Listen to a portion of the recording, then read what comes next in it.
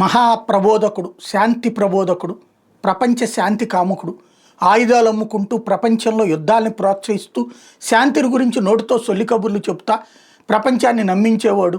అలాగే ఎవరికి వాళ్ళు వ్యక్తిగతంగా లాభపడితే నేనేనని చెప్పుకునేవాడు. ప్రపంచంలో అద్భుతమైనటువంటి శక్తియుక్తులు ఉన్నటువంటి వాళ్ళందరినీ కూడా తొక్కి పడేయాలనుకునేవాడు.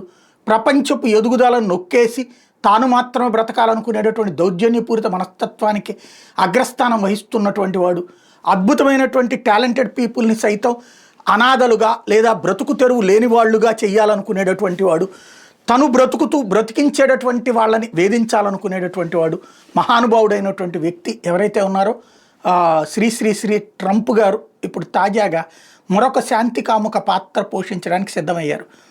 ఓ పక్కన F-16 యుద్ధ విమానాలు థాయిలాండ్కి ఇచ్చి, మరికొన్ని బాంబులు థాయిలాండ్కి ఇచ్చి, కాంబోడియా మీద దాడి చేయడానికి ప్రోత్సహించి, కాంబోడియా థాయిలాండ్ కొట్టుకు చస్తుంటే ఇప్పుడు శాంతి ప్రబోధకుడి అవతారం ఎత్తి తను వాళ్ళిద్దరి మధ్యన శాంతిని చేకూరుస్తాడట, నోబెల్ కావాలట.